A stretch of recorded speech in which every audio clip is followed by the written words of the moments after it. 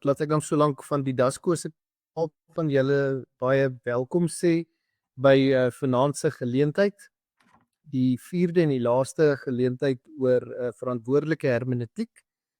En ek wil ook dan graag vir professor Louis Jonker van die Universiteit Stellenbosch verwelkom.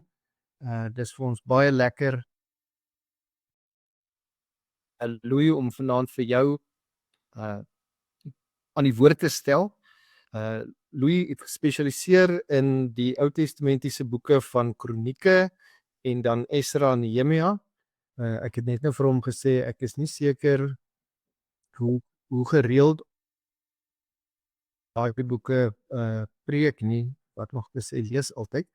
Maar so ons sien baie uit na vanaand, ons sien uit om ook van jou kant af lekker vars perspektief te hoor. En daai toepassing was vir my nog afgelope 3 weke elke keer baie waardevol geweest. So ons sien uit, Louis, om na jou te luister. Baie dankie vir jou bereidwilligheid en vir jou moeite om vanaand aan ons gesprek deel te neem. Baie dankie. Dit is lekker om saam te wees met julle. Dat mense oor 'n afstand met die Vrystaaters kan saam wees, is 'n voorreg. Leon het verskoning gemaak vir vanaand, maar ook in sy afwesigheid wil ek ook vir hom dankie sê omdat julle dit gereël het. Nie my geleentheid vanaand nie, maar ook die ander aande se lesings. Dit was lekker om na my kollegas op te luister. Ek het al die vorige 3 geluister. En ek gaan vanaand ook aansluit by hulle, veral dan ook by die eerste ene van Marius. Julle sal hoor, daar's 'n hele paar dinge wat ek sê, wat ek ook by hom gehoor het en wat ons dan by mekaar aansluit. En dan sal julle ook sien op die skerm, uiteindelik gaan ek oor die boek Kronieke ook praat. Nou daarom is dit so gepas dat ek dan nou aan die einde van hierdie reeks ook praat, want vir die van julle wat dalk nog julle Hebreëse Bybels onthou, die boek Kronieke is in die Hebreëse Bybel die heel laaste boek. Daarmee sluit die Hebreëse Bybel. Dis natuurlik in die Ou Testament, die Christelike Ou Testament anders, omdat die Septuagint dit anders gerangskik het. Maar Kronieke is in die Hebreëse kanon in elk geval die laaste boek. Ek wil begin deur so 'n bietjie die probleem te stel. Ek het nou gepraat van herinterpreteer en ek wil die stelling maak dat nuwe interpretasies het in ons tyd en in ons kerklike omgewing 'n slegte reputasie. Wanneer ons die Ou Testament, en ek praat nou spesifiek ook vanaand oor die Ou Testament, maar dit geld eweneens vir die Nuwe Testament, wanneer ons dit nuut of anders interpreteer, dan word dit dikwels in die NG Kerk ook met skepsis beheen. Mense is beskuldig mense dan daarvan, julle wil nou die Bybel verdraai om net julle eie omstandighede of julle eie siening te pas. Nou, dit lyk vir my daar's 4 redes hoekom mense so voel. Die eerste is dat daar by baie mense, ook vanuit die teologiese tradisie soos wat dit in Suid-Afrika en in die NG Kerk ontwikkel het, werk met 'n idee van 'n onveranderbare, onfeilbare woord van God. Dit wil sê, die Bybel is mos nou daar en dit kan nie verkeerd wees nie, en soos wat dit daar op die papier staan, dit is wat God aan ons wou gekommunikeer het. Nou, julle sal weet dat ons natuurlik nie sê dat dit onfeilbaar in terme van dat daar geen foute in is nie, maar ons sê onfeilbaar in terme van die boodskap van verlossing wat die Bybel ook aan ons wil oordra. Die tweede ding is dat mense van die oortuiging is dat die Bybel het gesag in alle tye. Nou daarmee stem ek volledig saam, maar die wyse waarop ons dit verstaan is wat 'n soort gesag is dit. Dis nie 'n gesag wat dwingend is nie, maar wat eerder vir ons lei, saam met ons worstel oor die lewe, saam met ons voor aangesig van God ook dan lewe. Nou, omdat mense so 'n sterk siening oor die gesag van die Bybel het, kan hulle nie enigstens daarbey ook inpas dat die Bybel nuut geïnterpreteer kan word nie. Vir baie mense is die Bybel 'n vaste anker, en dit is natuurlik ook goed en waar, maar wanneer hierdie vaste anker 'n mens blind maak om ook ander se sienings, ander se interpretasies ensovoorts waar te neem, dan begin dit 'n hinderlike faktor in die proses word, en word mens vanuit daai perspektief dan dikwels ook beskuldig dat jy wil nuwe interpretasies maak net om jouself te pas. En dan aansluitend daarbey sê baie mense ook, ons moenie agter die politieke en die samelewingstendense aanhardloop nie. En mense voeg dikwels by om te sê, ons het nou al een keer ons vingers verbrand, ons weet in die apartheidsteologie dat die Bybelinterpretasie in 'n sekere sin agter die apartheidsideologie aangeloop het, en ons het ons vingers verbrand en ons weet dat ons nie dit weer moet doen nie.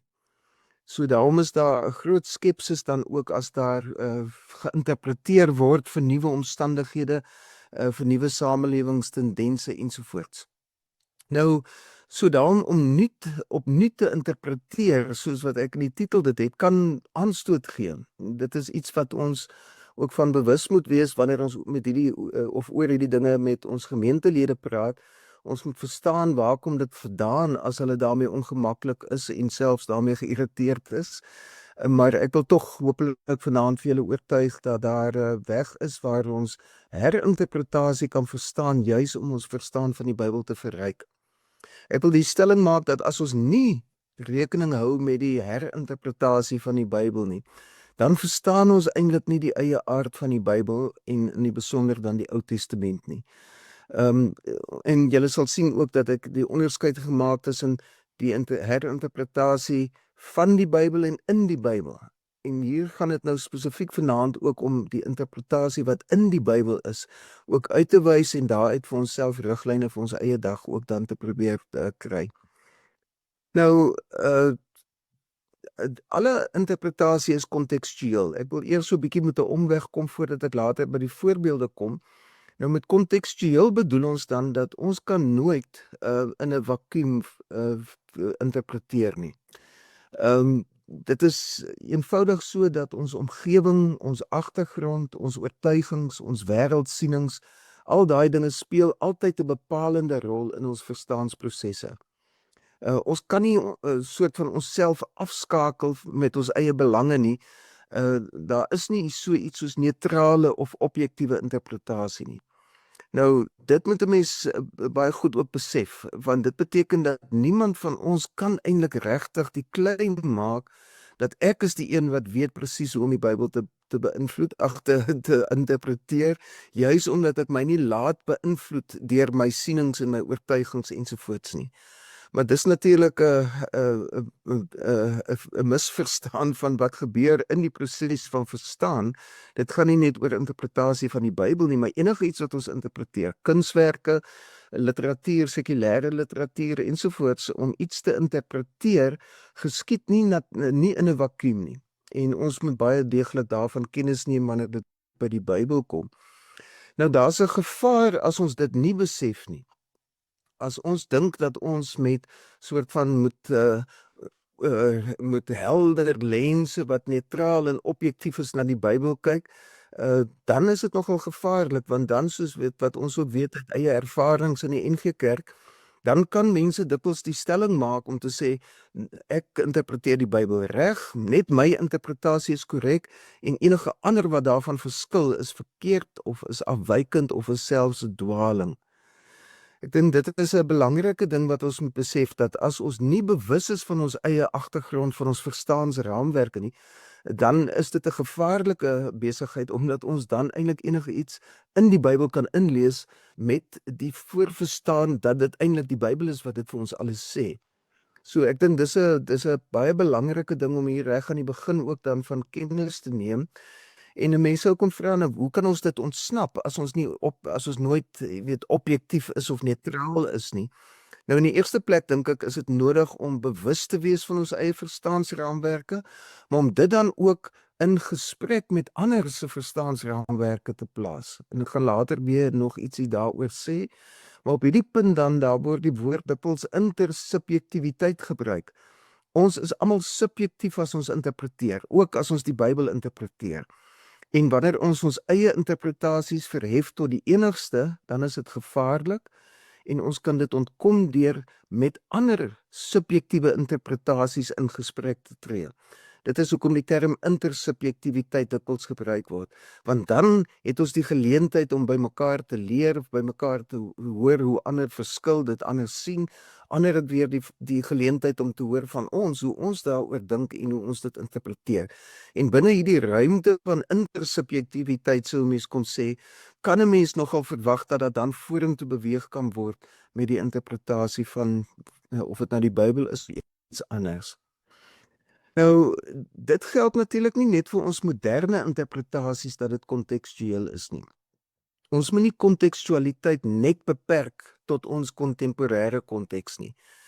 Nou helaas is dit so dat in baie van die benaderings wat ons vandag sien, moderne benaderings of postmoderne benaderings, so mens kon sê, claim dan ook dat hulle kontekstuele hermeneutiese benaderings is. En wanneer dit geclaim word, dan word dikwels net na die kontemporêre konteks verwys. Maar ons moet ook weet dat dit geld ook vir die tyd waarin die Bybel tot stand gekom het. Die Bybel het ook nie in 'n vakuum tot stand gekom nie. Dis baie belangrik dus om die historiese agtergrond van die Bybel kennis te neem. As ons dit mis, dan kan ons ook weer eens, soos ek net nou gesê het, kan ons uiteindelik maar net in die Bybel inlees wat ons graag daar wil sien. So kontekstualiteit geld vir vandag se konteks, maar dit geld eweneens ook vir die tydperk waarin die Bybel tot stand gekom het. Die Bybel is ook ingebed in 'n konteks of verskillende kontekste. Daar's 'n historiese agtergrond wat ons van moet kennis neem. Nou, dit kan ons op verskillende maniere verstaan, die kwessie van wat die historiese agtergrond van die Bybel is. Daar's twee aspekte, dink ek, wat baie belangrik is om na te kyk. En dit is naamlik dat ons moet weet dat die Bybel lank gelede ontstaan het. Nou, die meeste Bybellesers, sou ek wil sê, is daarvan bewus. Mense is bewus dat dit is tekste, dis 'n Bybel wat kom uit 'n lang duisende jare se geskiedenis uit. Dit het in 'n tydperk wat heeltemal anders as ons in was, het dit ontstaan. So die feit dat dit lank gelede ontstaan het, is nie noodwendig nuut nie. Maar die tweede aspek, vind ek nogal in gesprekke met lidmate en met studente ensovoorts, is iets wat nogal nie in ag geneem word nie. En dit is naamlik dat die Bybel, en veral die Ou Testament, het oor 'n baie lang periode ontstaan. Nou, ek sê altyd vir my Nuwe Testament kollegas, hulle het net een empire om mee te rekening te hou, en dis die Romeine. Julle sal nou sien, die Ou Testament se ontstaan strek oor verskeie eeue wat ook dan met verskillende imperiale kontekste moes rekening hou. Nou kom ons kyk eers na lank gelede. As ons nou sê dat die Bybel lank gelede ontstaan het, dan sê ons daarmee dis histories ingebed in bepaalde historiese omstandighede van die verlede. Maar ons sê daarmee ook dat daar 'n ander soortige kulturele omgewing is. Daar's gebruike, daar's waardes wat geld in die Bybelse tyd wat nie in ons tyd geld nie.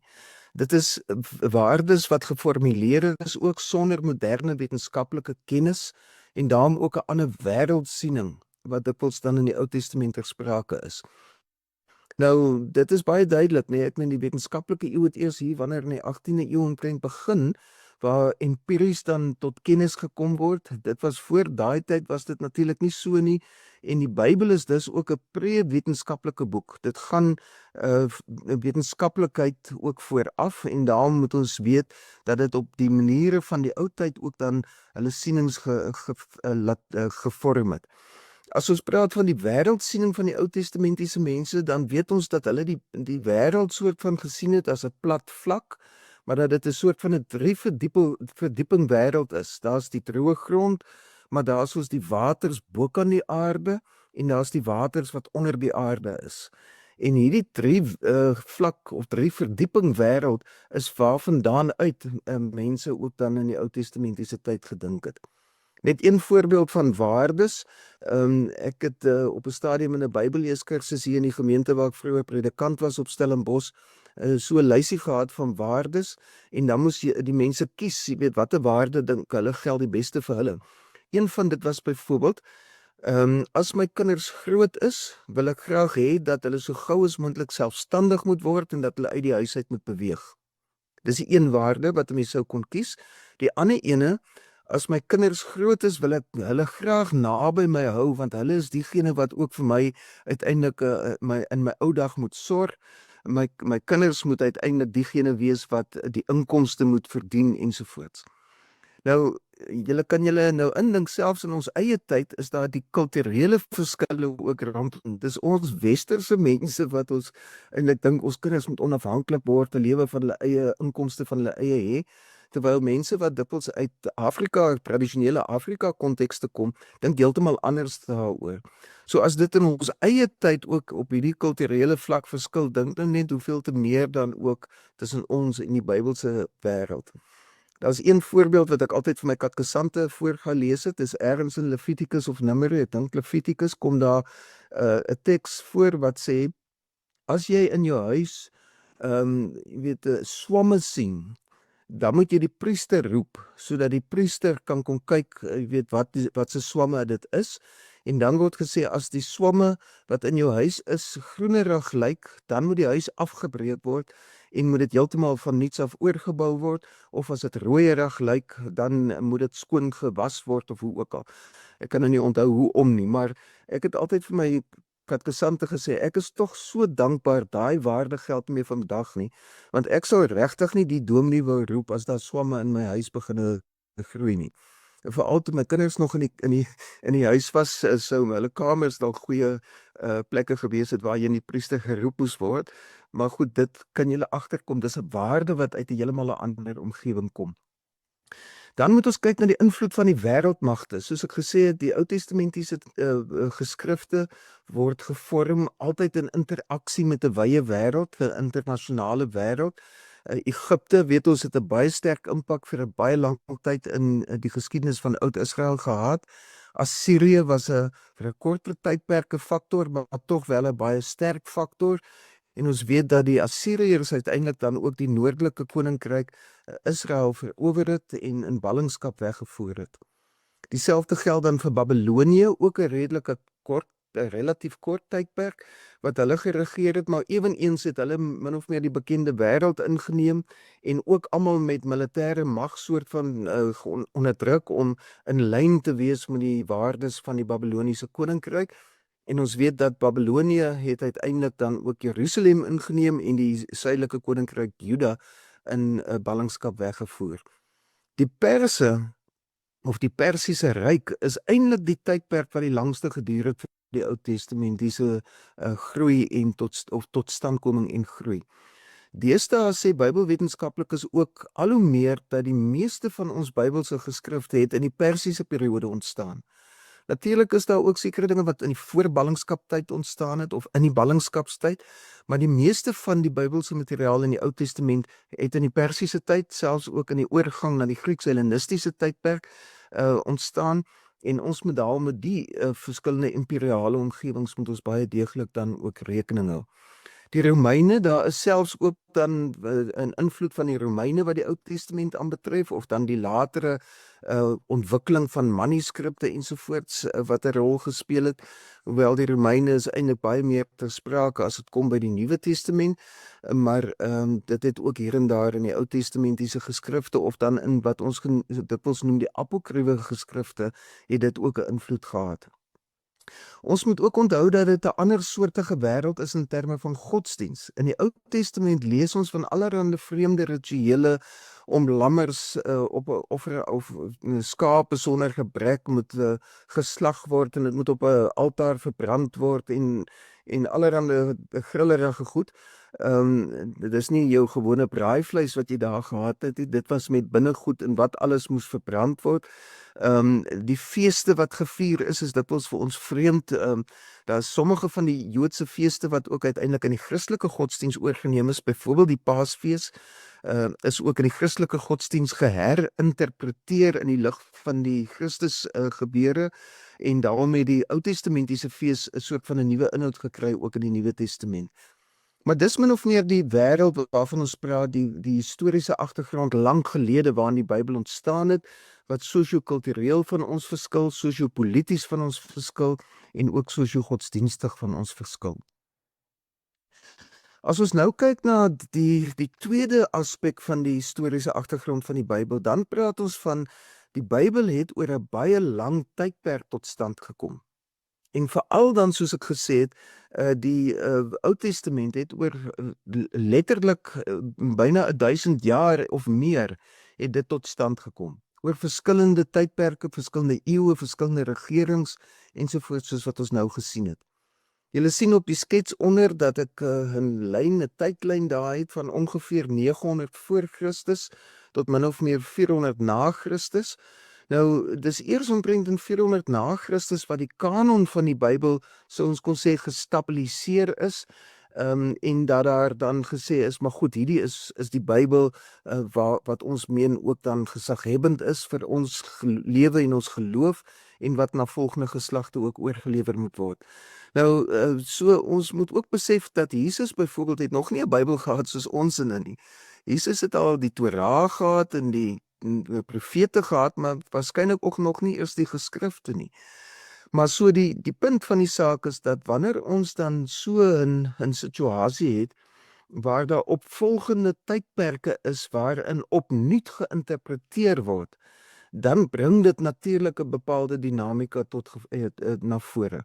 Dis nie nou meer een interpretasie wat vir eens en vir altyd vas staan nie, maar dit is dan ook interpretasies wat oor tyd heen hersien word en ook vir nuwe kontekste dan aangepas word. En ek gaan nou met 'n paar voorbeelde dit ook baie duidelik probeer illustreer. Nou, dis vir ons baie belangrik om dan ook te weet dat wat die implikasies van so iets is, as die Bybel en veral die Ou Testament dan oor 'n lang periode ontstaan het, dan sou mens kon sê dat oor tyd heen 'n soort biblioteek van geskrifte opgebou wat dan ook vir latere skrywers beskikbaar was.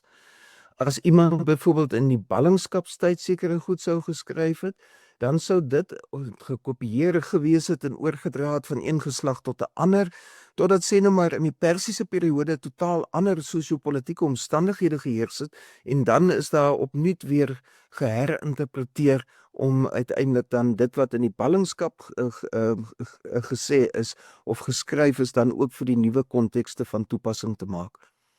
Nou, latere geskrifte, met ander woorde, sluit dikwels by vroeëre geskrifte aan. Ons gebruik dikwels die woord kontinuïteit met die verlede of met die ou tradisies, is die woord wat dikwels gebruik. So dit gaan oor 'n kontinuïteit met die verlede, maar dan ook tweedens gaan dit ook oor 'n diskontinuïteit, omdat daar latere geskrifte is wat herinterpreteer hierdie oorgelewerde geskrifte en dit vir nuwe kontekste doen. So daar's met ander woorde ook sekere goed wat nie voortgaande is nie. Die voorbeeld wat ek nou genoem het van die swamme in die huis. Ek meen, ons het geen probleem om te sê, nee, wat ons doen nie dit vandag nie. Maar as ons dit sê, dan aanvaar ons reeds ook dat Bybelinterpretasie met kontinuïteit gedoen word, maar ook met diskontinuïteit. Dat daar sekere dinge is wat kultureel van aard is en hoe ook al, wat nie noodwendig ook dan oorgelewer word of van toepassing is ook in 'n nuwe konteks nie. Nou die Torah, dit is die boeke Genesis tot Deuteronomium of soos wat dit ook genoem word, die Pentateeg. Julle sal sien ek het Genesis tot Deuteronomium met so 'n sterretjie by op die skerm. Dit beteken waarskynlik 'n proto-Pentateeg of 'n proto-Torah, praat ons van, dalk nie die heel gefinaliseerde Torah soos wat ons dit vandag ken nie, maar dit word reeds van 'n vroeë stadium af, min of meer van sê net maar omtrent 400 voor Christus af, word dit as gesaghebende riglyn vir die godsdienstgemeenskap in Jerusalem aanvaar. Ons lees byvoorbeeld in Nehemia 8, Kobus het nou vir my vertel, hy preek deesdae oor Nehemia.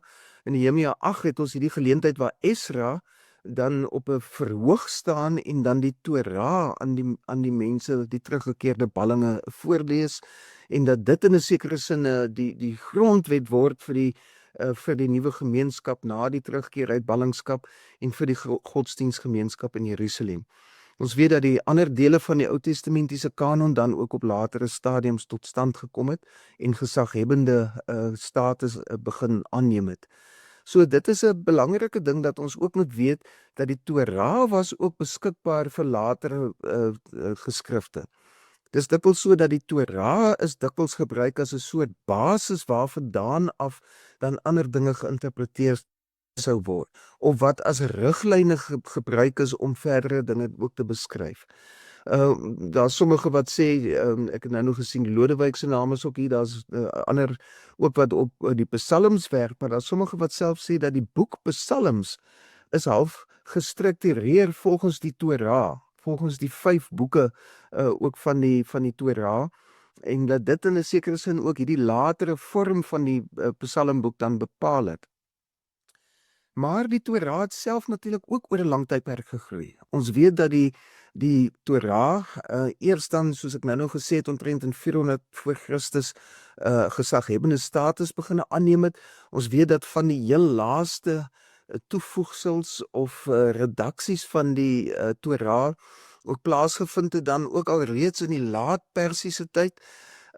Dit wil sê baie later as wat ons aanvanklik gedink het. Vroeër, toe ons nog gepraat het van bronne, en julle sal dalk die naam van Julius Wellhausen nog uit julle studies onthou, die dominees wat dalk nog teologie gestudeer het en iets daarvan kan onthou. Daar is gepraat van 4 bronne, die Jahwistiese, die Elohistiese, die Deuteronomistiese en die priesterlike bronne. En in daai volgorde dan het Wellhausen gesê dit min of meer ontstaan. Eers die Jahwisties-Elohistiese materiaal, toe dan die Deuteronomiese materiaal en laastens dan die priesterlike materiaal. Nou daai siening het alreeds dinge op sy kop gekeer, want volgens die Bybelse storie staan die wetgewing van die priesterlike materiaal eintlik eerste. Dit begin by Sinai, die wetgewing ensovoorts, en dan word die gemeenskap daarvolgens georganiseer. Wellhausen het gesê, nee, dit is eintlik van die literatuur wat jy laaste tot stand gekom het, en daarmee het hy eintlik die groeifases van die Bybel ook op 'n ander manier uitgepak as wat 'n mens dit in die storielyn van die Ou Testament sien. Nou deesdae in die Ou Testamentiese wetenskap word daar baie min gemaak van bronne-teorie. Daar is nog in Amerika is daar 'n klompie mense wat nou skielik ook begin het met 'n soort van 'n documentary hypothesis, wat eintlik al in die 19de eeu in die Europese kontekste dan al beoefen is. Dit is so dat daar baie sterker nou op die redaksiegeskiedenis van die Bybel aandag gevestig word. Wat die Ou Testament aanbetref, word daar baie meer gewerk met sekere fragmente van tekste wat saamgegroei het en later dan deur middel van redaksies of toevoegings, daar's die Duitse woord Fortschreibung wat dikwels gebruik word daarvoor. Dit wil sê om verder geskryf te word. Dis die soort van goed waarna ons vandag ook dan oplet as ons na die groei van die Ou Testament kyk. So dit net terloops in terme van die metodologiese goed, is dat deesdae is daar baie meer aandag dan vir die redaksiegeskiedenis en die teologiese motiverings wat aanleiding gegee het dat hierdie fragmente ensovoorts saamgekom het, saamgevoeg is en dan later dan ook verder geskryf is.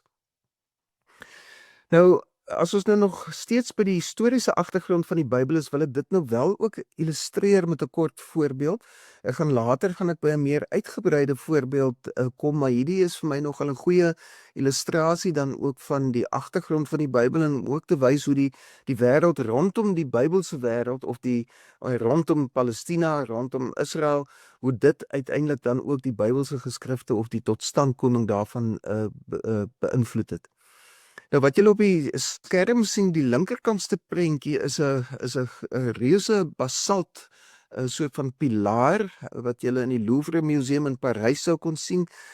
Dis 'n baie swaar en 'n hoë pilaar wat uit rots uitgekap is. En julle kan sien in die middel is die reliefprent van wat bo aan die pilaar is dit so 'n bietjie in meer detail. En julle sal sien daar staan die koning aan die linkerkant dan nou voor die godheid, waarskynlik dan die godheid Marduk uit Ou Babilonië en koning Hammurapi, waaroor dit hier gaan, staan voor die godheid en ontvang die tekens van gesag dan uit die hand van die godheid. So hiermee maak die koning, in hierdie geval koning Hammurapi, die maak hy eintlik al seker dat die mense weet, hierdie goed wat hy nou afkondig, hierdie wetgewing is nie goed wat sommer net uit die lug uit gehaal is nie. Dit kom van die godheid Marduk af. Dit is gesanksioneer, sou mens kon sê, ook deur die godheid. Nou, hierdie hele pilaar is reg rondom en aan die agterkant ook is dit beskryf met natuurlik in spykerskrif en is daar allerhande regsreëlings geskryf wat die samelewing moes orden. Nou hierdie koning Hammurapi van Oud-Babilonië se wettekodeks, sou mens dit kon noem, of hierdie stela wat hy gemaak het, kom alreeds uit 1800 voor Christus. Dit wil sê baie lank voor die tyd wat die Ou Testament beginne op skrif kom het. 'n Hele goeie 1000 jaar voordat die vroegste materiaal van die Ou Testament geskrywe is. Maar dit is ontsettend interessant om te sien hoeveel ooreenstemmings daar is met van die reëls of die wette wat koning Hammurabi afgekondig het en om dit te vergelyk met Bybelse gegevens. So wat ek in die volgende gaan doen is om eers vir julle 'n uittreksel uit koning Hammurabi se wettekodeks te gee. Ek gaan dit in spykerskrif gee en ek glo julle sal dit natuurlik kan verstaan. Nee, ek sal nie dit doen nie. Ek sal dit in goeie Afrikaans probeer sê. Maar daarna gaan ons kyk ook na verskillende dele van die Ou Testament wat ook dieselfde temas ophaal en dit met ooreenstemminge maar ook met groot verskille dan ook aanbied vir die gemeenskap van Oud-Israel.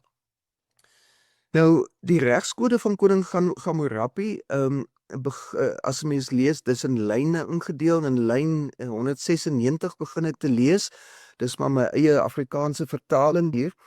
As 'n burger die oog van 'n ander burger van status permanent beskadig het, moet hulle ook sy oog permanent beskadig. As hy 'n been van 'n ander burger gebreek het, moet sy been ook gebreek word.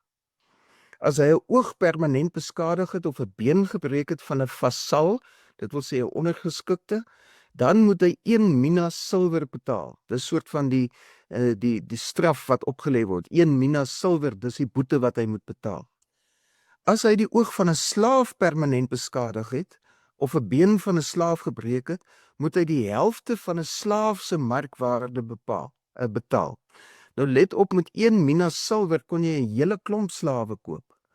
So as jy 'n slaaf seer gemaak het of vermink het, dan het jy maar die helfte van 'n slaaf se markwaarde wat jy moes betaal. So jy kan sien, dis 'n baie laer straf wat dan ter sprake is.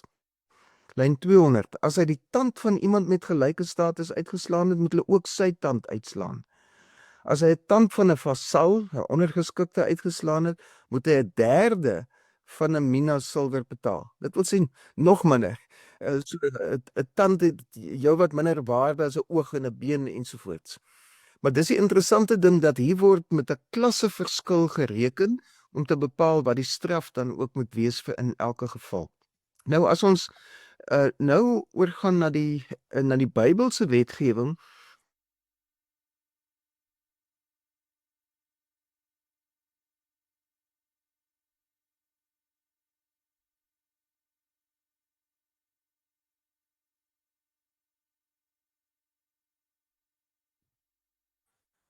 kan julle my nou hoor?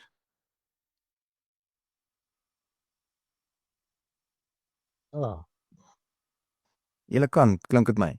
Ja. Maar goed, ek hoop nie daar het nou te veel uitgeval nie, want hier skielik het hier 'n dingetjie gekom om te sê ek is unmuted of ek is gemute en ek moet unmute. So ek hoop julle het die meeste gehoor van wat ek gesê het. Nou ek wil verder gaan deur nou te kyk na 3 stelle Bybelse wetgewing, Ou Testamentiese wetgewing wat alles in die Torah voorkom en ek gaan vir julle dit voorlees uit die Afrikaanse 2020 vertaling. Nou let net op, hierdie 3 wettekodekse wat ons in die Ou Testament het, moet goed van mekaar onderskei word. Ons weet dat daar herhalings is, maar dat daar ook verskywings is. Die oudste wettekodeks wat ons in die Bybel het, is die sogenaamde Verbondsboek wat ons in hoofstuk 20 tot 23 van Exodus kry en is daaruit wat ek dan ook 'n voorbeeld gaan aanhaal. Nou hierdie bondsboek of verbondsboek het baie duidelik probeer aansluit by die wetgewing van koning Hammurabi. Daar was geen twyfel gewees dat die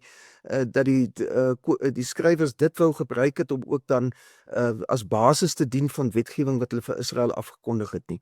Op 'n latere stadium in die Assiriese tydperk het die Deuteronomiese wetgewing tot stand gekom en was die hele idee om die wetgewing ook aan te pas by die Assiriese wetgewing sodat dit ook daarmee in verband kan staan en dat dit ook kan resoneer by mekaar. Deuteronomium 12 tot 26 weet ons is die kern van die boek Deuteronomium wat dan hierdie groter wettekodeks dan uitmaak. In Levitikus kry ons nog 'n derde kodeks en dis die sogenaamde heiligheidswetgewing wat van Levitikus 17 tot 27 of 26 27 strek. Nou dis 'n sou ons kon sê 'n napriesterlike kruis die wetgewing waar baie van die priesterlike wetgewing geneem word, maar dat dit in 'n sekere sin geherdefinieer word en meer inklusief ook toegepas word. Die priesterlike wetgewing het baie sterk gewerk met die idee van die heiligheid geld vir die mense wat priesters is wat in die tempel moet offerandes bring vir die heilige objekte, vir die altaar, vir die tempel ensovoorts. Terwyl die heiligheidswetgewing werk met die gedagte om te sê nee, dis nie die kultiese omgewing wat heilig moet wees nie. Die hele Israel, die hele gemeenskap moet heilig wees. En dit word in Levitikus 19 dan ook baie pertinent gemotiveer met wees heilig want ek die Here julle God is heilig. Nou goed, daar het julle die agtergrond, hierdie 3 stelle wetgewing kom na mekaar op verskillende tydperke en dit het ook natuurlik dan op mekaar voortgebou, maar dit begin dan reeds met die verbondsboek in Exodus wat voortbou op die Hammurabi Kodeks. Maar kom ons let op watse verskille sien ons nou teenoor dit wat ek gelees het met betrekking tot Hammurabi. Exodus 21, as daar ernstige besering is, moet jy bepaal 'n lewe vir 'n lewe, 'n oog vir 'n oog, 'n tand vir 'n tand, 'n hand vir 'n hand, 'n voet vir 'n voet, 'n brandwond vir 'n brandwond, 'n wond vir 'n wond, 'n kneusplek vir 'n kneusplek. Wanneer iemand die oog van sy slaaf of slavin raakslaan en hy sy oog verloor, dan moet hy die persoon as vrygelatene wegstuur as vergoeding vir die oog. As iemand die tand van die slaaf of 'n slavin uitslaan, moet hy die persoon as vrygelate wegstuur as vergoeding vir die tand. So kan julle sien hier dat die slaaf moet voordeel trek daaruit en dis nie die een wat die daad gepleeg het wat nou maar 'n mindere straf moet kry nie. Die slawe moet vrygelaat word in so 'n geval wat dan vir hulle ook heeltemal 'n eie nuwe lewe dan sou beteken. Deuteronomium 19 is baie kort oor hierdie saak, het net hierdie een vers. Dit is 'n lewe vir 'n lewe, 'n oog vir 'n oog, 'n tand vir 'n tand, 'n hand vir 'n hand, 'n voet vir 'n voet. Die basiese wetgewing word dikwels in Latyn genoem die lex talionis, of dan vergeldingswette. En jy kan sien, jy weet, dit is die vergelding moet op 'n gelyke basis wees. As iemand 'n oog uitgeslaan het, moet jy nie 10 mense se oog gaan uitslaan nie. Dis 'n een oog vir een oog, een tand vir een tand. Nou Ferdinand Duist het altyd ook vir ons herinner hier. Hierdie is nie 'n manier om geweld aan te moedig nie, maar dis juis 'n manier om te sorg dat geweld nie eskaleer nie. Want dit is dikwels wat gebeur, dat as iemand een van jou stam se mense doodmaak, kan gemaak jy 20 van die ander stam se dood. Ons sien dit tot vandag toe selfs ook in die hartseer geskiedenis van die Midde-Ooste. As ons kyk na Levitikus 24, wanneer iemand enige mens doodslaan, moet hy beslis sterf. En wie 'n dier doodslaan, moet daarvoor vergoed, 'n lewe vir 'n lewe. Wanneer iemand sy volksgenoot vermink soos wat hy gedoen het, so moet daar aan hom gedoen word. 'n breek vir 'n breek, 'n oog vir 'n oog, 'n tand vir 'n tand. Soos wat hy iemand vermink het, moet hy ook vermink word. Wie 'n dier doodslaan, moet daarvoor vergoed word, maar wie 'n mens doodslaan, moet sterf. Daar moet vir julle een beslissing wees. Soos dit vir die gebore Israeliet is, moet dit ook vir die vreemdeling wees. Ek is die Here julle God. Nou dis 'n baie betekenisvolle wetgewing wat ons hier ook voor ons sien, omdat ons in Levitikus 24 eintlik sien dat alle klasse onderskeide word opgehef.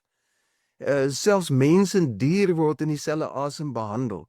Dit sluit baie duidelik aan by Hammurabi se wetgewing, maar dit is ook baie duidelik is dit 'n verder voer daarvan of 'n herinterpretasie daarvan, ook vir 'n nuwe konteks en in hierdie geval ook die Persiese konteks, waarin hierdie gelykstelling van alle mense, selfs ook van die vreemdelinge in jou poorte, selfs ook met diere, word hier dan in hierdie wetgewing dan gevestig. Nou, dit is kom ons sê 'n kleiner, meer detail vergelykingkie. Ek gaan nou by 'n groter uitgebreider een kom, maar laat ek eers dan hier praat oor die hele kwessie van binne-Bybelse interpretasie en herinterpretasie wat ons nou in aksie gesien het ook in hierdie wetgewing. Interpretasie begin dus nie eers nadat die Bybel afgerond en gesaghebende status gekry het nie. Dit begin reeds in die Bybel self. Ons sien in die Bybel ook alreeds interpretasie en herinterpretasie. Nog voordat ons met die Bybel besig is daar alreeds interpretasies en herinterpretasies wat ons in die Bybel self vind. 'n Joodse geleerde, Oud-Testamentikus, Bernard Levinson, het in 'n boek dit baie uitstekend gestel om te sê dat die binne-Bybelse herinterpretasie is eintlik die dinamo wat die vernuwing van Israel se godsdiens en van die kanon voortgedryf het.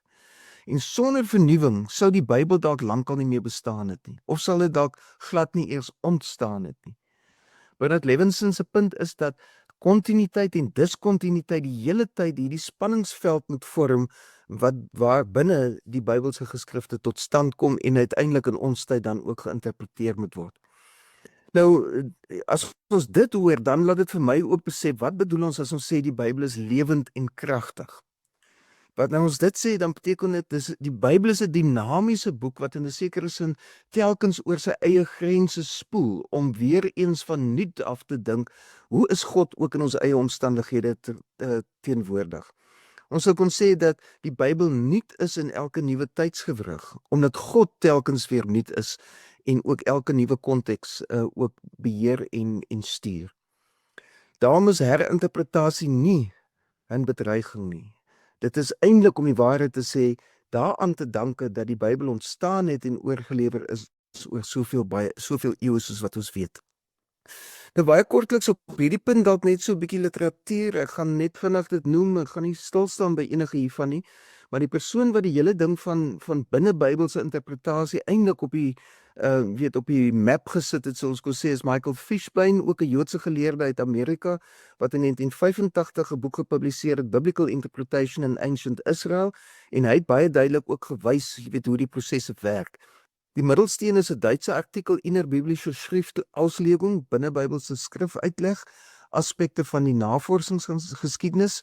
Konrad Schmidt van Zurich Universiteit het hier 'n baie goeie oorsig gegee oor die navorsingsgeskiedenis wat ook hierdie tema dan verder geneem het. Aan die regterkant is 'n artikel van 'n persoon met die van Meek, sy naam staan ongelukkig nou nie daar op die skerm nie. Intertextuality, Inner Biblical Exegesis and Inner Biblical Illusion, the Ethics of a Methodology. Dis ook 'n baie deeglike uiteensetting van wat bedoel word met binne Bybelse uitleg en ook wat die etiek daarvan is wat vir ons ook leiding moet gee. Hier is 'n paar goed wat ek self al gepleeg het. My intreerede destyds as professor in 2010 het juis oor hierdie tema gegaan, lewend en kragtig, die hermeneutiese dinamika en implikasies van herinterpretasie in die Ou Testament. En my intreerede is ook destyds in die NGTT, het dit verskyn en julle kan sien die nommer en die jaartal daar, as julle dit dalk sou wil gaan naslaan.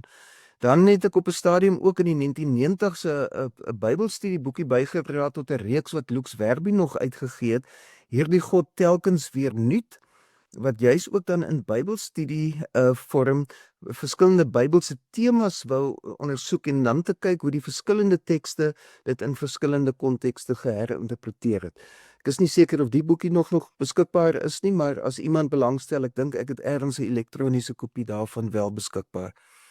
Dan 'n derde ene, 'n artikel wat ek op 'n stadium gepubliseer het, ook om duidelik te maak wat bedoel ek met 'n historiese bewussyn, of dat die geskiedenis van die Bybel dan wel ook belangrik is. Why History Matters, the place of historical consciousness in a multidimensional approach towards biblical interpretation. So ook dit sou julle kon naslaan as julle verder wil lees. Nou kom ons kom nou by ons uitgebreide voorbeeld, en dit is nou uit die boek Kronieke. Nou die boek Kronieke het ek in die jaar 2000 mee begine werk, en ek kan nie dink dat ek 25 jaar later nog steeds daarmee besig is nie. Dis 'n fascinerende boek wat ek nooit geweet het my so sal fascineer, en vir my in 'n sekere sin so sal telkens weer nuwe goed laat raak sien, en ook veral dan as dit kom by die kwessie van herinterpretasie. Ons weet dat die kroniekeboeke het, wel, ek praat dikwels eintlik maar in die enkel vir die kroniekboek, want in die Hebreëse Bybel is dit een boek en nie twee nie. Dis eers die LXX wat dit in twee verdeel het. Maar die kroniekboek se hoofbron, soos ons weet, was die boeke Samuel en Konings. En daarom help dit vir ons ontsettend baie as ons die verhale van kronieke vergelyk met die verhale van konings. Nou ongelukkig het die Septuagint al destyds 'n vreemde naam vir die boek Kronieke gegee. Hulle het dit genoem Paraleipomenoon. Dit wil sê van die res van die dinge. So asof hulle wou sê, as julle nou Samuel en Konings gelees het, het julle eintlik nou alles gekry wat julle moes kry, maar as julle nog 'n paar ekstra goedjies wil hoor, dan kan julle ook Kronieke lees. Nou dit het ongelukkig 'n negatiewe siening oor Kronieke oor eeue heen veroorsaak. Hy eintlik Kronieke afgemaak as iets wat derde rangs is, ook verlang in die Bybelwetenskap in Duitsland en elders is Kronieke eintlik baie afgeskeep.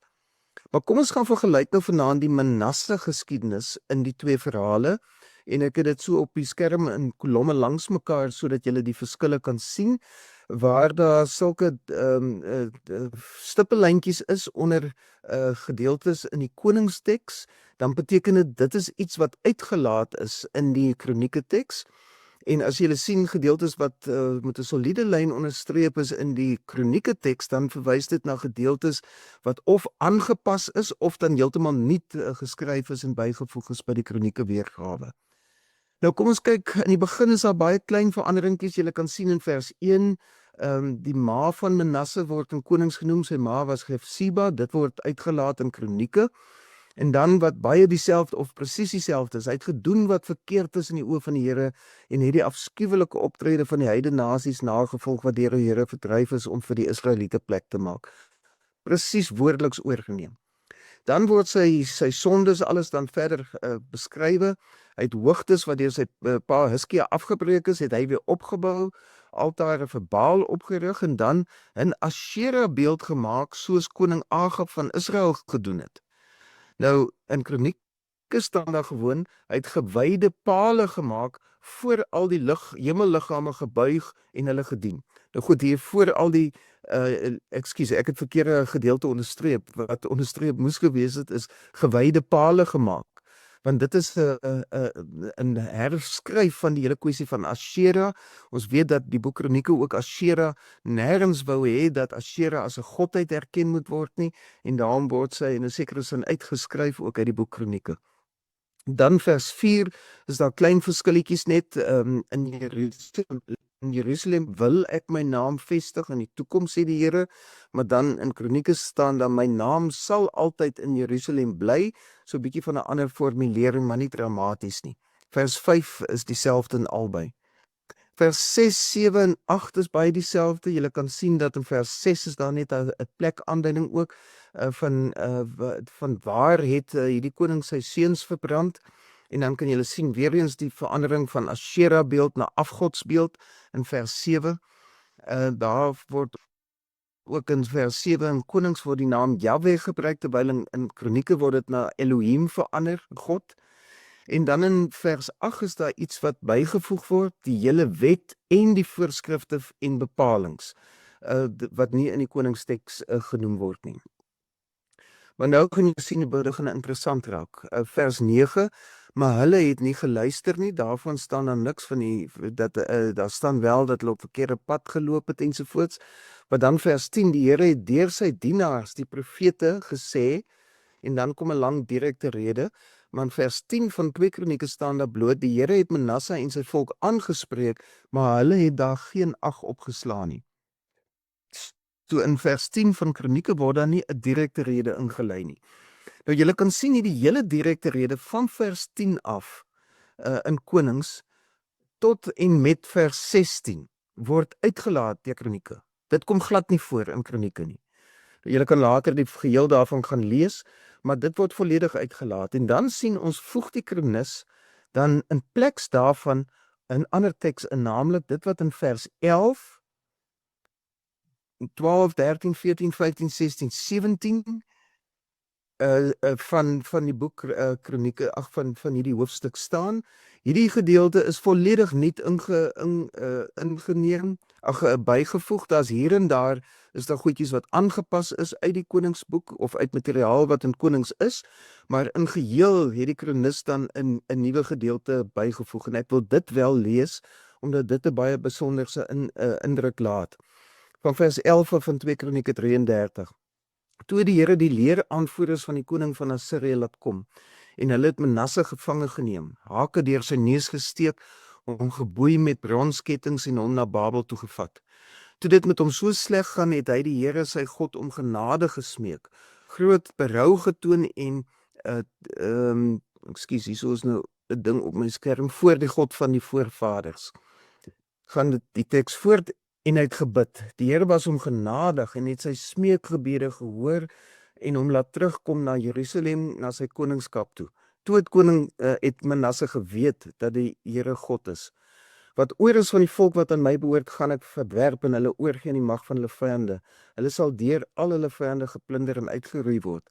Vers 15. Verder het hy die vreemde gode en die afgodsbeeld uit die huis van die Here verwyder en buitekant die stad weggegooi, so ook die altare wat hy op die Tempelberg en in Jerusalem gebou het. Hy het die altaar van die Here herstel en daarop maaltyd en drankoffers gebring en hy het opdrag gegee dat Juda die Here die God van en het opdrag gegee dat Juda die Here die God van Israel moet dien. Die volk het wel nog op die hoogtes offerandes gebring, maar nou vir die Here hulle God. Nou kan julle sien, ek meen hier word 'n baie positiewe prentjie van Manasse voorgestel, waar die koningsteks laat eenvoudig vir Manasse in die veroordeling dat hy die een is wat eintlik die skuld moet kry vir die ballingskap ensovoorts, terwyl in Kronieke word daar gesê maar koning Manasse is weggevoer na Babilonië toe, hy het gebid tot die Here was genadig teenoor hom en hy het sy smeekbede verhoor ensovoorts en hy het hom herstel ook in sy amp as koning. Nou die afsluiting van die verhaal is daar ook nuwe goed ingevoeg. Vers 17 kan julle sien, die ander verhale oor Manasse, dan voeg 2 Kronieke 33 juis ook nou nog hier van sy gebed in. Sy gebed tot sy God en die verhale oor die sieners wat hom aangespreek het in die naam van die Here, die God van Israel. Dit word nou ingevoeg want dit kom uit die konteks wat nou van die gedeelte wat deur die kronikus nie bygevoeg is. En dan vers 19 gaan ook nog weer oor die gebed, sy gebed en die verhoring daarvan, al sy sonde en sy selfverheffing en die plekke waar hy hoogtes gebou het en gewyde pale en afgodsbeelde opgerig het voordat hy berou gekry het, staan opgeteken in die verhaal van die sieners. Dit staan nie in konings nie. En dan gewoon die afsluiting en die interessante ding is, konings sê dat Manasse in die tuin begrawe is, terwyl Kronieke sê Manasse is begrawe in sy huis. Dit is nogal interessant, in die tuin by sy paleis, die tuin van Ussa in konings, maar in die huis, in die koningse huis in sy paleis, is hy begrawe volgens Kronieke. Nou ek dink met hierdie voorbeeld sien ons ook hoeveel verskille daar is, en ons sou kon vra, waarom dan nou al hierdie verskille? Nou ons sou kon sê die konteks waarin hierdie twee verskillende blokke literatuur ontstaan het dramaties van mekaar verskil. Die boek Konings is geskryf in die Babiloniese ballingskap en die vraag wat op die skrywer se lippe was is naamlik, waarom het ons die beloofde land verloor? En die antwoord wat dan gekom het was naamlik, weens Manasse se boosheid. Manasse word soort van geblameer dan ook vir die ballingskap. Hy is die een wat die slegste van al die slegte konings was. Maar dan by Kronieke het ons te maak met literatuur wat ongeveer 200 jaar later eers tot stand gekom het, in die laat Persiese tyd in die provinsie Jehud, wat toe 'n onderdanige provinsie van die Persiese Ryk was. Die vraag wat op die skrywer se lippe was hier is naamlik, hoe moet ons nou as godsdienstige gemeenskap leef in 'n veranderde internasionale politieke situasie? Hulle is toegelaat om weer van nuuts af hulle godsdienst te beoefen en nou binne die empire waarin hulle leef en waarin hulle nou verder kan bestaan, vra hulle self af, wie is ons as godsgemeenskap en hoe moet ons dan leef in hierdie veranderde internasionale politieke situasie? En die antwoord wat kom uit hierdie verhaal van Manasse is naamlik, dat jy moet toegewy aan Jahwe leef, wat selfs vreemde konings gebruik om sy doel te bereik en wat mense, selfs slegte mense, selfs soos koning Manasse, tot inkeer kan bring. Nou kan jy sien, dis heeltemal 'n ander antwoord wat hier in die boek Kronieke gegee, maar dit word geherinterpreteer vir 'n nuwe konteks 200 jaar later, en is dit dan in 'n sekere sin die voorbeeld wat voorgehou word om te sê, al is julle sleg gewees, as julle skuld bely, die Here herstel vir julle, en julle moet toegewy aan die Here leef in Jerusalem. Nou, daar is nog ook 'n verdere resepsie van hierdie teks, en ek wil dit baie vinnig voorlees, ek sien my tyd hardloop uit, maar dis nou baie naby aan die einde.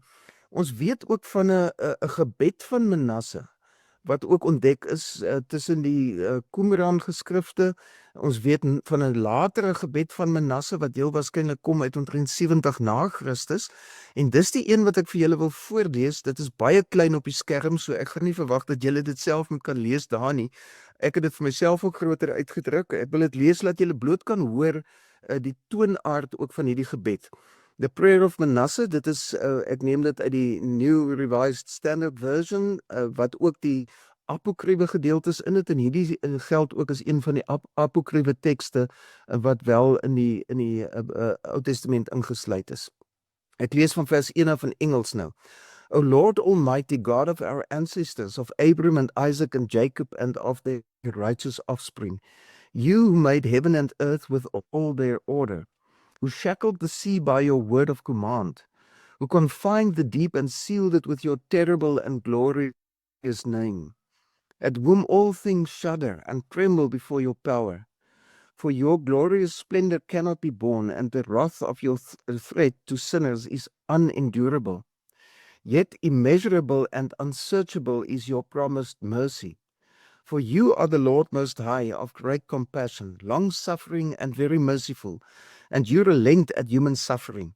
O Lord, according to your great goodness, you have promised repentance and forgiveness to those who have sinned against you. And in the multitude of your mercies you have appointed repentance for sinners, so that they may be saved. Therefore you, O Lord, God of the righteous, have not appointed repentance for the righteous, for Abraham and Isaac and Jacob, who did not sin against you, but you have appointed repentance for me, who am a sinner. For the sins I have committed are more in number than the sand of the sea. My transgressions are multiplied, O Lord, they are multiplied. I am not worthy to look up and see the height of heaven because of the multitude of my iniquities. I am weighted down with many an iron fetter, so that I am rejected because of my sins, and I have no relief. For I have provoked your wrath, and have done what is evil in your sight, setting up abominations and multiplying offenses. And now I bend the knee of my heart, imploring you for your kindness. I have sinned, O Lord, I have sinned, and I acknowledge my transgressions. I earnestly implore you, forgive me, O Lord, forgive me. Do not destroy me with my transgressions. Do not be angry with me forever, or store up evil for me. Do not condemn me into the depths of the earth. For you, O Lord, are the God of those who repent. And in me you will manifest your goodness. For unworthy as I am, you will save me according to your great mercy. And I will praise you continually all the days of my life. For all the host of heaven sings your praise, and yours is the glory forever. Amen. Nou as ek hierdie teks gelees het sonder om enige iets daarvan te sê, dan het julle waarskynlik gedink dis 'n Christelike gebed. Nou dit kom moontlik uit 70 na Christus, en ons kan die proses van voortgaande herinterpretasie van die Manasse verhaal ook hier sien. Die opskrif daarvan is die gebed van Manasse. So daar's iemand wat gesê het, hoorie, maar Kronieke sê hy het 'n gebed gebid, maar die gebed word dan nie aangehaal in die teks nie. Kom ons skryf die gebed wat hy dan sou gebid het.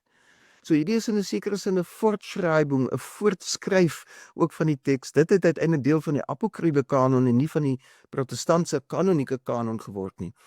Maar ons weet dat dit wel 'n Joodse konteks is waaruit dit kom. Die tekste wat ons tot ons beskikking het is in Grieks en in Syries, maar dit is ook sulke Grieks en Syries dat ons vermoed dat daar in Semitiese teks, dalk Hebreëus, agter die tekste, agter die vertaling sou wees, en dat dit oorspronklik dan tog in die Joodse konteks ook dan geskryf is. Maar hier sien ons al reeds in 'n sekere sin die versmelting van Joodse sienings en Christelike sienings, en hierdie gebed sou mens byvoorbeeld as Christen net so kon gebid het. Wat is die implikasies hiervan vir kerk en teologie? Ons het gesê daar's kontinuïteit met die oorgelewerde tradisies, en dit geld eweneens ook vir die Nuwe Testament. Die Nuwe Testament staan in kontinuïteit as herinterpretasie van die Ou Testament. Ons moet praat van 'n inklusiewe kanoniese hermeneutiek, want die Hebreëse Bybel wat van die Jodendom is te gelykertyd ook die Christelike Ou Testament van die Christendom. So bloot die kanon, as ons met 'n inklusiewe hermeneutiek werk, dan sal dit ons ook uiteraard in gesprek bring met ons Joodse broers en susters. Die kwessie van gesprek is juist so belangrik, dialogiese hermeneutiek. Dit wil sê dat ons verstaansproses word in dialoog gevorm. Ons gaan nie in ons eie hoekie sit om uiteindelik dan ook ons eie interpretasies te maak en dit dan te verhef tot die enigste regtes nie. Ons is bewus daarvan dat ons histories kontekstuele hermeneutiek bedryf. Dit wil sê, dit gaan nie oor in eerste plek net die kontekste van vandag nie, dit gaan ook oor die kontekste van destyds. ons sou dit so kon glo en saam met die vaders en die moeders van die verlede, maar ons glo ook saam met die susters en die broers van die hede. En hierdie twee prosesse staan soort van analogies tot mekaar. Ons moet in kontinuïteit met die vaders en die moeders van die verlede moet ons ook interpreteer vir vandag, vir die susters en die broers van die hede. En dit help ons om te verstaan dat ons dan uiteindelik met 'n histories kontekstuele hermeneutiek werk en dat ons nie net bloot die oppervlak van die teks kan lees en in ons eie kontekste kan toepas nie. Die volgende punt is 'n hermeneutiek ook van diskontinuïteit, soos ons gesê het, dit is sensitief vir kontemporêre kontekste. Dis 'n hermeneutiek wat nie geskiedenis, teks en teologie skei nie. Nou dis 'n belangrike ding. Ek gaan nie nou te veel daaroor sê nie. Mense sou baie lank daaroor kon praat, maar dit is juis wanneer ons die geskiedenis aspekte of die historiese dimensie van die tekste in ag neem, dat ons dan ook kan agterkom wat was die teologiese motiverings wat hierdie tekste tot stand laat kom het. En dit help ons ook om hierdie tekste in ons eie kontekste ook weer te kan vertaal en te herinterpreteer. Laastens wil ek baie vinnig net weer literatuur aanbeveel. Ons is gelukkig in Afrikaans is daar 'n hele klompie handboeke of boeke wat vir lidmate ook waardevol kan wees om te help met die hele kwessie van hermeneutiek of lees van die Bybel. Julle sien aan die linkerkant die een van Jan van der Walt, Stefan Joubert, Jan Durant en Piet Noudee. Hoe lees ons die Bybel? 'n Soeklig op die rol van die woord en hoe om dit te vertolk in hedendaagse tye. Die middelste ene, hoe om die Bybel beter te verstaan, wat deur Henny Stander geskrywe is. Aan die regterkant Spreekhere, 'n selfsoek hulpboek om God se stem in die Ou Testament te hoor. Dani van Sail geskryf het. Nou, julle moet self ook maar kyk wat is hiervan nog beskikbaar en dit self beoordeel. Dis nie noodwendig dat 'n mens moet elke liewe dingetjie in hierdie boeke tot sou saamstem nie, maar dit kan vir mense nuttige hulpmiddels wees. En dan ook van my eie kant af, ek en Douglas Laurie het 'n metodologie handboek geskryf, Fishing for Jonah Anew, Various Approaches to Biblical Interpretation. Dan ook 'n meer populêre boek, Die Bybel in Fokus, hoe om gelowig en denkend die Bybel te lees. En dan 'n boekie wat nou baie onlangs gepubliseer is deur 'n voormalige Nigeriese PhD-student van ons hier op Stellenbosch, Hassan Musa.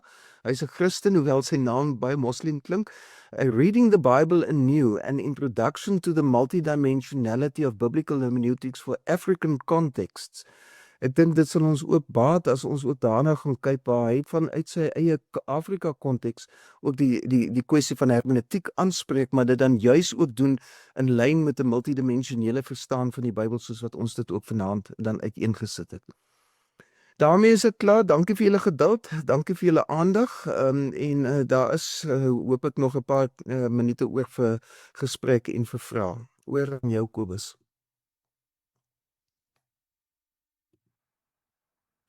Louis, baie dankie. Kom ek hoor, dalk sommer so met hand opsteek of daar enige vrae van julle kant af is. As jy wil, kan jy jou vraag in die chatboxie ook skryf. Louis, terwyl ons wag vir die ouens om dalk 'n bietjie te dink oor die vraag. Hierdie hele ding van binne Bybelse interpretasie en herinterpretasie maak regtig vir my sin. Nou ek wil 'n vraag vra, dalk is dit, ek weet nie of dit 'n onregverdige vraag is nie, want dit gaan ook so 'n bietjie langs die skopus van jou aanbieding verby. Alhoewel jy het tog hier aan die einde ook gepraat oor 'n hermeneutiek van diskontinuïteit. Uiteindelik is alle interpretasie kontekstueel van aard.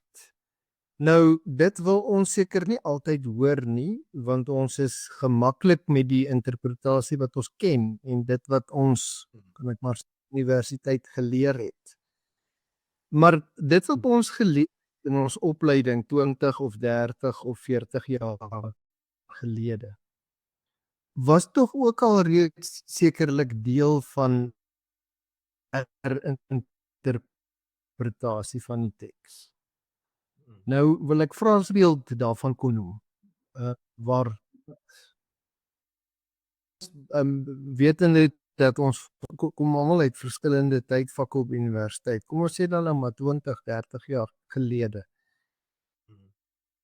Wat ons toe aangebied is alreeds 'n herinterpretasie was waaroor 'n vorige geslag hulle wenkbroue dalk sou lig. Kobus, dis 'n baie aktuële vraag. Ek dink nie dit is iets ek dink dis iets waarmee almal worstel ook in die tye waarin ons leef. Die een punt wat ek dalk net meer moet beklemtoon is naamlik dat soos wat die tekste gegroei het, in volgende kontekstuele omstandighede is die hele is alles wat voorheen tot stand gekom het in ag geneem. Met ander woorde, dit is in 'n sekere sin telkens ook 'n groter tekstuele korpus waarby aansluiting gevind word in die voortsetting in die herinterpretasie daarvan. Ons sou byvoorbeeld kom ons sê dat ook dit is so dat die Nuwe Testament bring 'n kwalifisering op 'n hele paar dinge wat die Ou Testament aanbetref. En ons kan dit verstaan gewoon omdat die ontwikkeling van die Ou Testament uiteindelik dan ook die Christus gebeure gee ander lense waarmee dan ook gekyk word na die Ou Testamentiese tekste en hoe dit geherinterpreteer word. Selfs Jesus het op 'n stadium was hy beskuldig daarvan om te sê, jy weet, hy is nou besig om die wet en die profete hier omver te werp en dan reageer Jesus nogal skerp ook om te sê, maar dit is ek gee vir julle 'n nuwe wet. Jy weet, dit is nie net bloot vashou aan die ou verstaan nie, maar dit is ook 'n nuwe wet, 'n nuwe verstaan, 'n nuwe herinterpretasie wat hier uit moet voortvloei.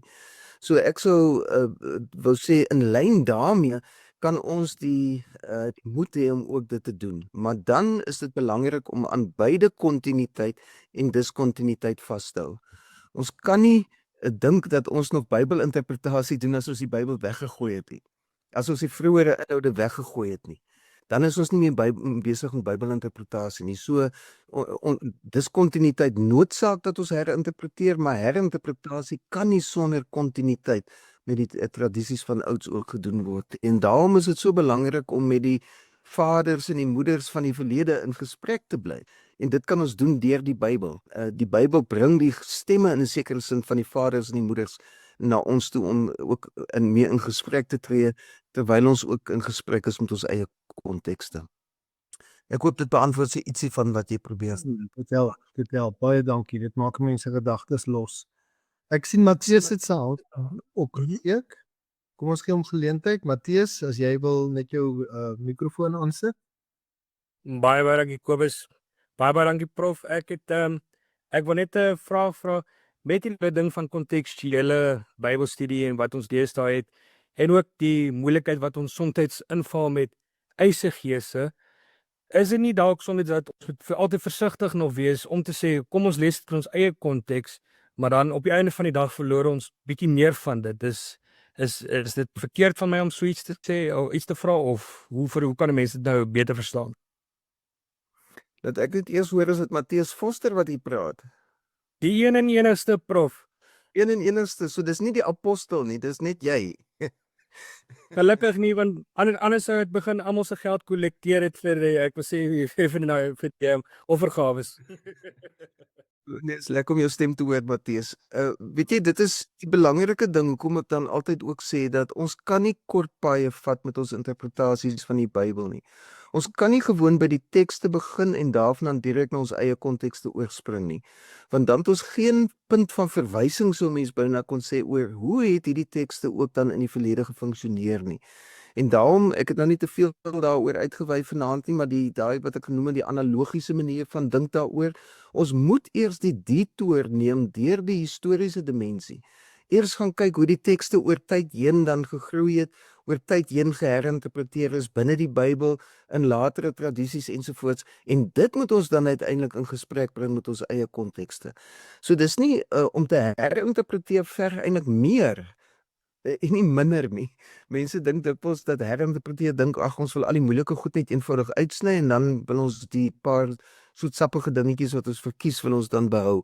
Dis geheel en al nie so nie dat hierdie verantwoordelike hermeneutiek wat ek probeer voorstel het, wat 'n histories kontekstueel een is, werk baie duidelik ook dan met hierdie detour deur die historiese totdat ons dan uiteindelik in ons eie konteks dit ook weer kan herinterpreteer. So weer eens beide kante, beide kontekstualiteite is baie belangrik en ons kan nie die een of die ander kies nie. Baie dankie prof, dit antwoord my vraag. Baie dankie. ek besef net weer na vanaand se aanbieding en ook die vorige 3. Ons sal nooit klaar wees met 'n noukeurige lees en studie van die Bybel. Daar daarvoor is een lewe eenvoudig te kort. Ja. Ek sien Berna het 'n hand opgesteek. Dink is Bernard Kombrink, het ek laasweek gesien, is dit Bernard? Ek klank aan sit. Baie dankie Louis, ek wil tog nou maar 'n vraag vra wat ek hoop jy met groot plesier sal antwoord en dit is gesien die lyn wat dwars deur die Ou Testament loop tot in die Nuwe Testament. Is daar nie ook soms 'n gevaar om dan nou weer die Ou Testament sommer direk vanuit die Nuwe Testament te interpreteer nie? Ja. Bernard, dankie. Alles wat ek weet het ek by jou en ander van my dosente geleer hoor, so ek hoop ek het by jou die regte antwoord op hierdie vraag ook gehoor. Dit is 'n baie belangrike vraag want ons weet dat daar dikwels eenvoudig begin word by die Ou Testament en dit dikwels dan kristologies ook uitgelê word. En die Messias dan gesien word in verskillende tekste ensovoorts. Ek probeer altyd vir die studente dit so verduidelik om te sê dat Christelike interpretasie van die Ou Testament is iets wat ons by nabetragting doen. Dit wil sê dat ons terugkyk in 'n sekere sin. Dit is wat vroeë Christelike gemeentes gedoen het. Wat die vroeë Christelike skrywers gedoen het was om te sê ons het nou die Christusgebeure beleef. Kom ons kyk deur hierdie lens weer terug na die Ou Testamentiese tekste. Ons kan kyk wat ons nou ook daarvan verstaan. Met ander woorde, dit op sigself is al 'n proses van herinterpretasie. So ek staan geheel en al nie aan die kant van diegene wat sê, nee wel, dit is alles al aan die Ou Testamentiese skrywers geopenbaar en hulle het, al was Jesus nog nie daar nie, het hulle voorspel en geprofeteer oor dinge wat in die toekoms sou gebeur. Dis nie, dink ek, hoe Christelike interpretasie van die Ou Testament gebeur nie. Dit is 'n interpretasie by wyse van terugkyk, deur die lense ook van die Christusgebeure. Maar dan net 'n laaste opmerking nog, en dit is naamlik dat in die Ou Testamentiese vakgebied was daar vir baie lank 'n soort van ook 'n klem gewees. Ons moet 'n soort van die een kernbegrip of kernsleutel moet ons ontdek en dan daarvan af moet ons dan na die Nuwe Testament beweeg. En ons weet byvoorbeeld die term verbond is deur baie gesien, dit is soort van die kern waaroor alles gaan. Of ander te sê die naam Jahwe. Nou die probleem daarmee is dat enige so 'n identifikasie van een sleutel is dit noodwendige reduksie van dit wat ons in die Ou Testament vind. Die Ou Testament is baie ryker as wat ons ooit in een sleutel sou kon vasvang. Daar kom met ander woorde nie net een lyn uit die Ou Testament na die Nuwe Testament nie, maar daar kom verskillende lyne ook van die Ou Testament na die Nuwe Testament wat dikwels eers raak gesien is wanneer daar teruggekyk is deur die lense van die Christusgebeure. So Bernard, ek hoop dit beantwoord jou vraag.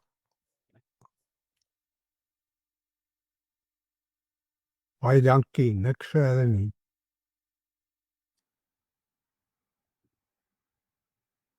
Intussen ek sien Johanita Grywenstein, Matteus het jou hand op weer 'n keer. Kom ons gee vir Johanita geleentheid en dan vir Matteus.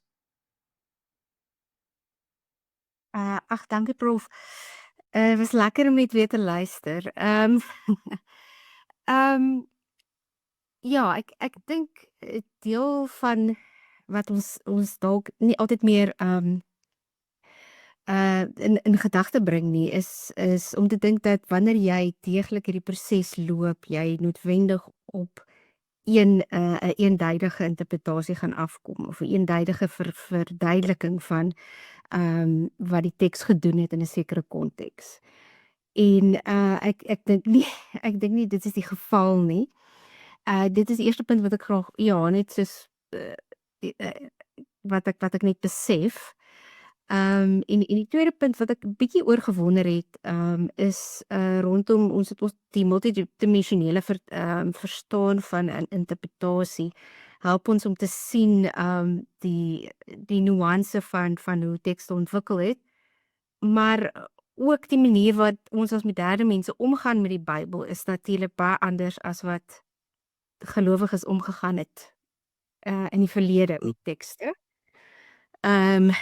die wat kon lees en skryf en die ander wat glad nie kon nie. En ek vra ook rondom, jy weet, het die Bybel of gesaghebende tekste noodwendig dieselfde interpretasie gehad vir 'n priester as vir 'n gewone persoon wat op die land gewerk het. So ek wonder sommer maar net daaroor ook. Dankie Juanita, is lekker om jou stem op te hoor en dit is eintlik, dit laat my oud voel as ek sien hoe die studente wat hier verby is nou die eerbiedwaardige dominees van die gemeentes is. Maar ek is doodseker julle doen goeie werk. Juanita, op die eerste punt, dit is uiters belangrik, naamlik wat jy sê dat daar is nie net noodwendig een interpretasie vir 'n teks nie, vir elke teks nie. En daarom is die kwessie van gesprek so belangrik. Gesprek beteken ook dat ons die hele tyd met mekaar en weer en ons verstaansprosesse by mekaar slyp. En op die ou end is dit nie om uiteindelik 'n eindpunt te bereik nie. Dis uiteindelik om op weg te wees saam met mekaar ook. So dit geld vir die Bybel se tyd, maar dit geld natuurlik ook vir ons tyd. So ons moet reken met die diversiteit van interpretasies, maar laat dit dan ook daarmee saam sê, ons moet ook dan die vaardigheid hê om te kan raak sien wanneer ons interpretasies in slaggate beland. Want daar is slaggate wat ons weet ons moet vermy. Byvoorbeeld om te claim ek alleen is die een wat die Bybel kan verstaan. Dan moet daar vir my 'n rooi lig aangaan. So dit beteken ook nou weer nie alle interpretasies is maar aanvaarbaar nie. Dit gaan daaroor dat ons 'n diversiteit van interpretasies kan aanvaar in die sin dat daar sekere basiese dinge in die verstaansproses is wat moet regloop. Anders kan dit ook wel dan tot misverstand of misinterpretasies aanleiding gee. En die tweede punt wat jy gemaak het, wil ek byna sê, dit kom maar baie op dieselfde neer ook as wat ek nou weet rondom die kwessie van of nou gesê het rondom die kwessie van diversiteit. Ek meen dit is so dat natuurlik is dit so dat die Ou Testament ook in sommige kontekste, ek meen as jy mens na die priesterlike wetgewing gaan kyk, daar is ongelooflike ontwikkeling oor tyd heen. En ons weet ook as ons die godsdiensgeskiedenis van ou Israel bestudeer, dan weet ons ook wat is dit wat hierdie ontwikkelings tot gevolg gehad het. Hoekom word 'n priester op 'n latere stadium totaal anders gesien as vroeër? Ons weet dat die priesterskap uiteindelik uitmond in 'n soort van 'n teokrasie van die 2de eeu en verder, wat dan nie meer, of kom ons sê wat die politieke leier en die godsdienstige leier eintlik in een figuur dan saamgevat is. So ons kan nie dink dat dit is uiteindelik net iets wat lineêr geskied nie. Dit is iets wat ook oor tyd heen dan ontwikkel en wat ons dan uiteraard ook van moet kennis neem. So ek hoop ek het die tweede punt van jou ook reg verstaan en ek hoop dit is min of meer 'n leiding vir jou. Dankie Prof. Tel.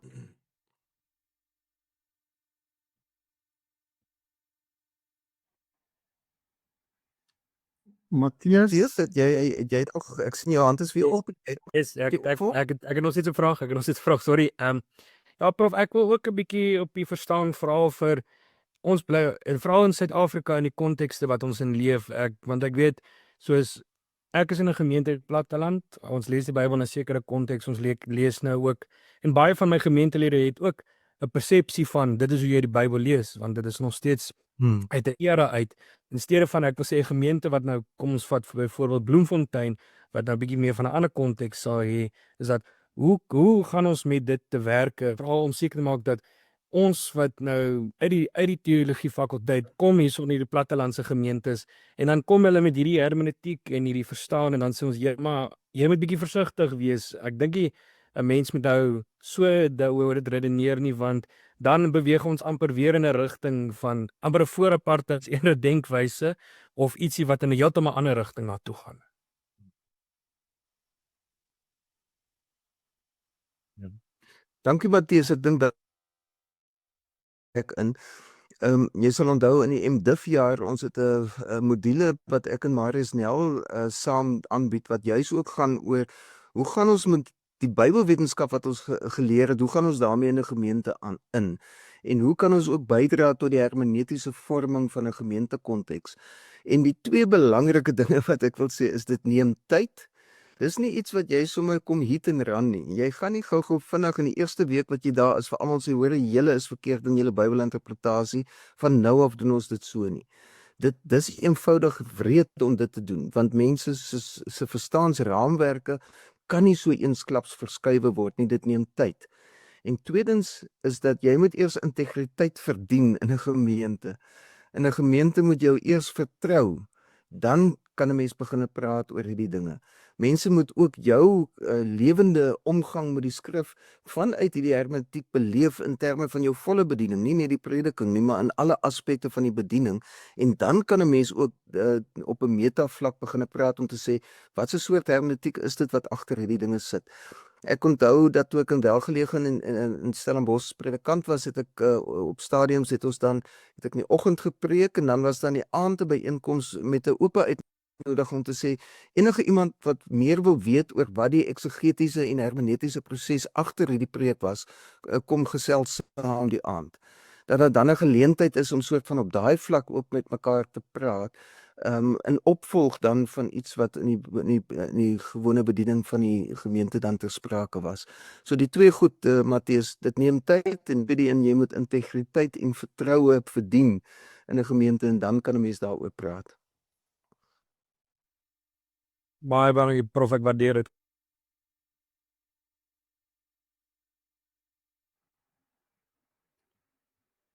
Dit lyk vir my of die hande nou eers stil geraak het. Louis, weer eens van my kant af baie dankie. Net gou voor ek ons afsluit, vir die van julle wat graag die VBO kode wil hê vir vanaand se aanbieding.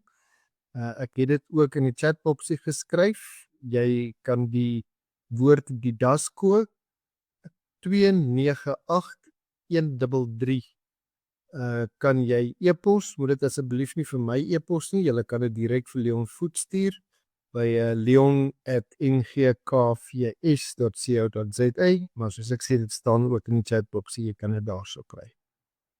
Vriende, baie dankie vir elkeen van julle wat ingeskakel het vanaand. Louis, baie dankie vir 'n klomp verrykende insigte. Ek glo elkeen van ons het nuwe perspektief gekry. Baie dankie. Baie dankie vir jou Kobus, maar ook vir al die ander wat bygewoon het. As daar iemand is wat vir my nog per e-pos weer 'n boodskap wil stuur, is julle op meer as welkom, hoor.